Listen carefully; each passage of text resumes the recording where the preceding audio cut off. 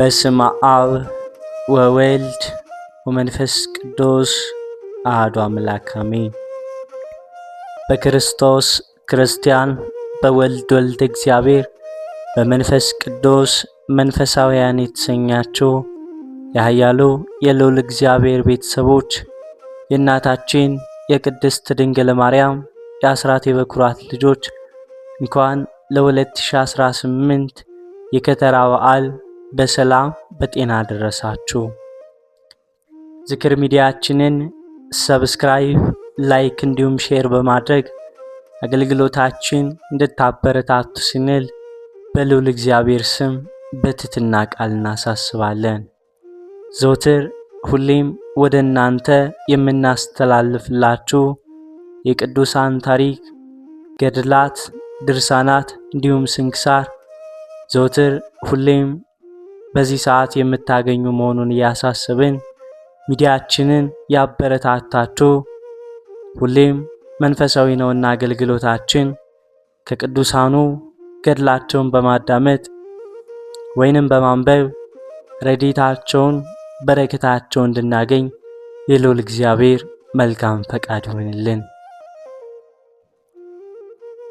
ከዚህ በመቀጠልም ከተራ የሚለውን ብዙዎች የሚጠይቁትን ጥያቄ ከግምት ውስጥ በማስገባት እናስተላልፋለን።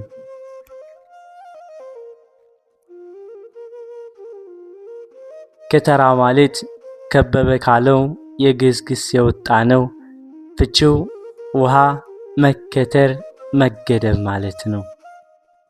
የጥምቀት ዋዜማ ታቦተ ሕጉ ከቤተ መቅደስ ወጥቶ ውሃ ባለበት አካባቢ ስለሚያድር የየአጥቢያው ሕዝብ እየተሰበሰበ በወንዝ ዳር ወይንም በምንጭ አካባቢ ድንኳን ይተክላል።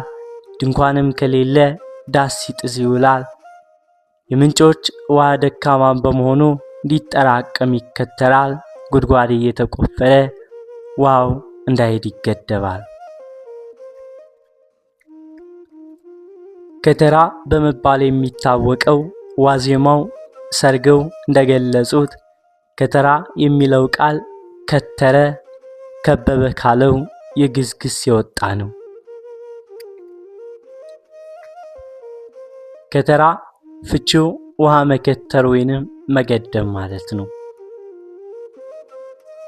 ብሎም ሲፈቱ ደስታ ተክለወልድ በ1962 ደግሞ የጥምቀት ዋዜማ ጥር 10 የጠራ ወራጅ ውሃ የሚከተርበት ታቦትና ሰው ወደ ዝማ ወንዝ የሚወርዱበት ጊዜ ነው በማለት ይፈቱታል።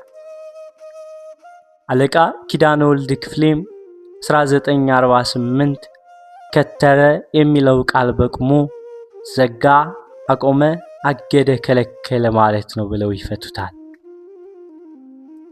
በየዓመቱ ጥር 10 ቀን የምዕመናኑ አብዛኛው ስራው ውሃውን መከተርና መገደብ በመሆኑ ዕለቱ ከተራ የሚል ስያሜ ተሰጥቶታል። ውሃው የሚከተረው በማግስቱ ጥር 11 ቀን የጥምቀት በዓል ስለሚከበር ለሕዝቡ ጥምቀት መጠመቂያ እንዲሆንም ታስቦ ነው።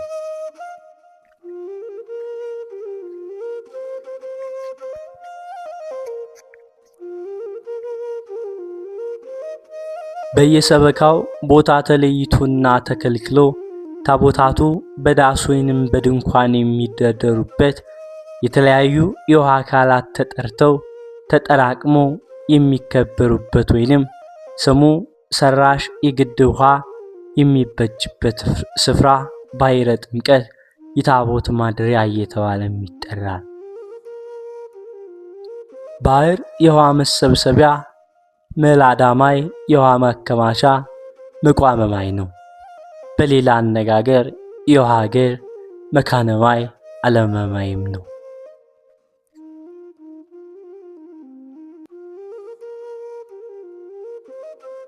ከዚህም በተጨማሪ በቅዱስ ላሊበላ ዘመነ መንግስት በኢትዮጵያ ምድር እየተመላለሱ በብሕትውናና በስብከተ ወንጌል ያገለገሉ የነበሩት ጻድቁ አቡነ ገብረ መንፈስ ቅዱስ በአክሱም በመቀለና በመርጡ ለማርያም እየተዘዋወሩ ባሕረ ጥምቀቱን ባርከዋል።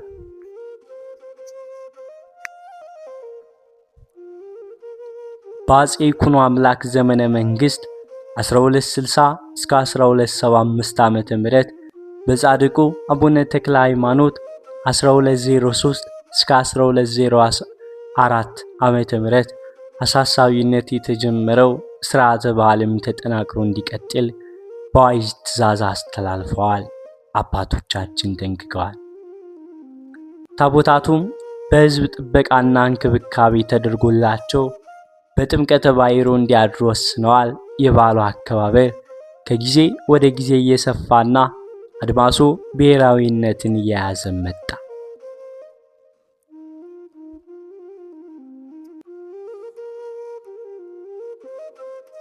ከአፄ ገብረ መስቀል ጀምሮ የአደባባይ በዓል የሆነው የጥምቀት በዓል በ15ኛው ክፍለ ዘመን በደገኛው ኢትዮጵያዊው ንጉሠ ነገሥት አፄ ዘርዓ ያዕቆብ በ1426 እስከ 1460 ዓመተ ምህረት አማካኝነት ታቦታቱ ወደ ወንዝ ወርደው ዕለቱን እንዳይመለሱ በዚያ ፈንታ በጥምቀት ዋዜማ ጥር 10 ቀን ከሰዓት በኋላ ወደ ባሕረ ጥምቀቱም ወርደው እንዲያድሩ ሀገሩን በኪደተ እግር ይባርኩም ዘንድ በሄዱበት መንገድ እንዳይመለሱ በአዋጅም ወሰኑ።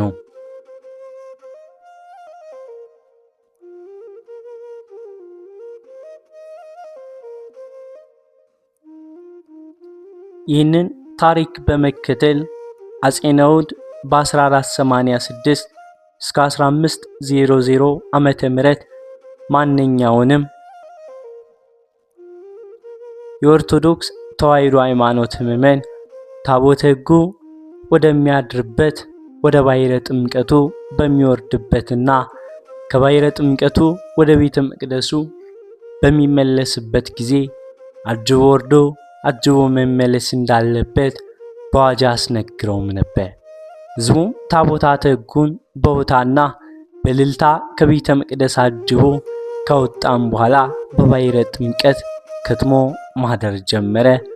ሐመረ ጥር የካቲት 1998 ዓመተ ምህረት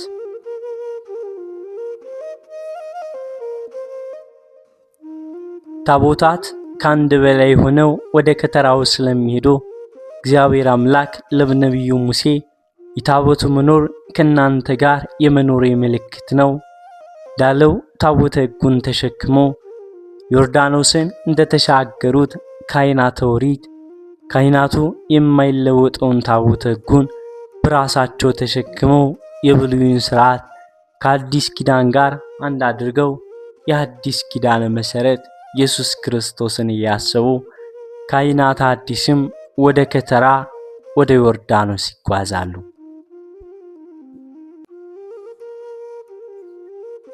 ሊቃውንቱም እንዲሁ ለበዓሉ የሚስማማውን ቃል እግዚአብሔር እያደረሱ እንደሚያድሩ ሊቀ ጠበብት ሐረገወይን አገዘ ያስረዳሉ።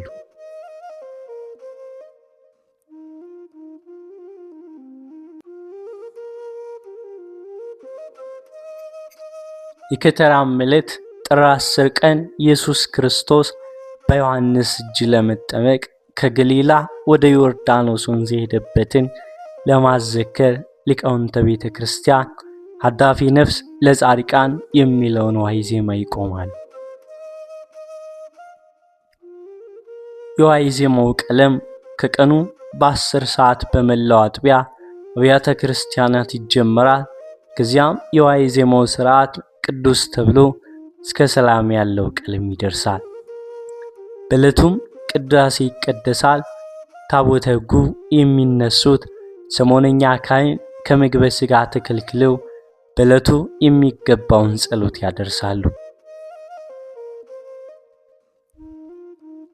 በከተራው ዕለት ድንኳን ተተክለው ዳሱ ተጥሎና ውሃው ተከትሮ ሁሉም ነገር ከተስተካከለም በኋላ ታቦተ ሕጉ የሚንቀሳቀስበትም ሰዓት ሲደርስ የየቤተ መቅደሱ ታቦታቶች በወርቅና በብር መጎናጸፊያ እየተሸፈኑ በተለያየ ኅብር በተሸለሙ የክህነት አልባሳት በደመቁ ካህናትና የመጾር መስቀል በያዙ ዲያቆናት ከብረው ከቤተ መቅደስ ወደ ሀብርት ምጥማቃት ለመሄድ ሲነሱ መላው አብያተ ክርስቲያናት የደወል ድምጽ ያሰማሉ።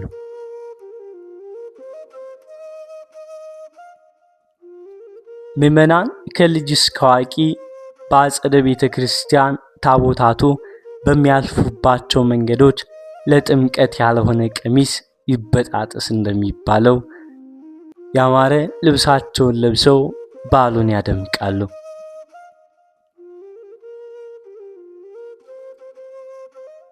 ሊቀ ጠበብት የበዓሉን ሂደትም ሲገልጡ ታቦታቱ ከመንበረ ክብሩ ዮም ፍስሐ ኮነ ዛሬ ደስታ ሆነ ማለት ነው። ይህም ቃለ እግዚአብሔር ተብሎ ከተጸነጸለም በኋላ ታቦቱ ወጥቶ ወረደ ወልድ እምሰማያት ውስተ ምጥማቃት የሚለው ሰላም በሊቃውንቱ ይዘመራል፣ ይጸነጽላል፣ ይመላለሳል። የወርቅ ካባና ላንቃ የለበሱ ቀሳውስት መነኮሳት ጥላ የያዙት ከታቦት ጎን መስቀልና ጽና የያዙት ከታቦቱ ፊት ይሄዳሉ። ለቀሳውስቱ ተመሳሳይ ልብሰ ተክህኖ የለበሱት ዲያቆናት ጥላ መስቀልና ቃጭል ይዘው እያቃጭሉ ከቀሳውስቱ ፊት በመሆን ያጅቧቸዋል። ከነዚህም ሌላ ካባ፣ ላንቃ፣ ጥንግ ድርብ የለበሱ መዘምራን የብር የናስ መቋሚያና ጸናጽልም ይዘው ወረደ ወልድ የሚለውን አመላለስ እያሸበሸቡ ዲያቆናቱ ቀድሞ ይሄዳሉ። የደብር አለቆችና አበው ካህናት ታቦቱን ተከትለው ይጓዛሉ። የሰንበት ትምህርት ቤት ተማሪዎችም በተለያዩ ቀለማት ባሸበረቁ አልባሳት ተውበው ትርኢት እያሳዩ ወረደ ወልድ፣ እግዚኦ መራ፣ ሆረ ኢየሱስና ሌሎችም የአማርኛ መዝሙራትን እየዘመሩ እናቶች ነይ ነይ እምዬ ማርያም እያሉ ሌሎችም ምስጋናቸውን እያቀረቡ ጉዞ በዝግታ ወደ ጥምቀተ ባሕር ይሆናል።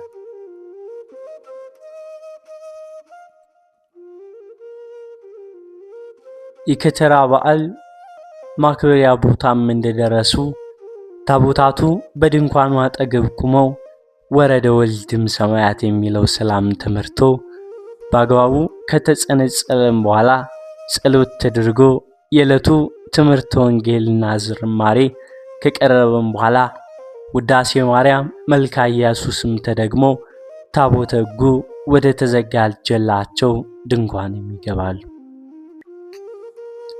በሁለተኛው የአገልግሎቱ ክፍል ካህናቱ ስብሐተ እግዚአብሔር ሲያደርሱም ያድራሉ። በመንፈቀ ሌሊትም ሥርዓተ ቅዳሴው ተጀምሮ ከሌሊቱ በ9 ሰዓት ሰርሖተ ሕዝብ ይሆናል። በነጋታው የሥርዓተ ጥምቀቱ መርሐ ግብርም ይቀጥላል።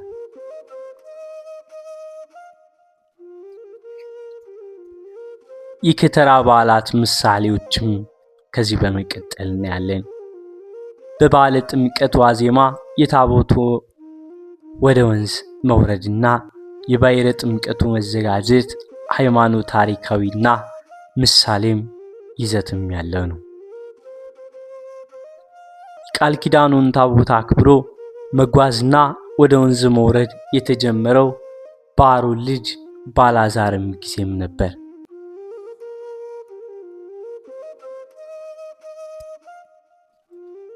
ኢያሱ በሙሴ እግር ተተክቶ ሕዝበ እስራኤልን እየመራ ከዮርዳኖስ ወንዝ ሲደርስ ባሕሩ ከሁለት ይከፈልና ወራጁ የሚቆም ይከተር ነበር። እስራኤል ዘሥጋ ወደ ምድረ ርስት ለመግባት የዮርዳኖስን ወንዝ ሲሻገሩ ድንኳን ጥለው የቃል ኪዳኑን ታቦት በድንኳን ውስጥ አድርገው ሌዋውያኑ በዙሪያው ካህናቱ ደግሞ በውስጡ ነው እግዚአብሔርን እያመሰገኑ ማድረው በማለዳ ተሻግረዋል።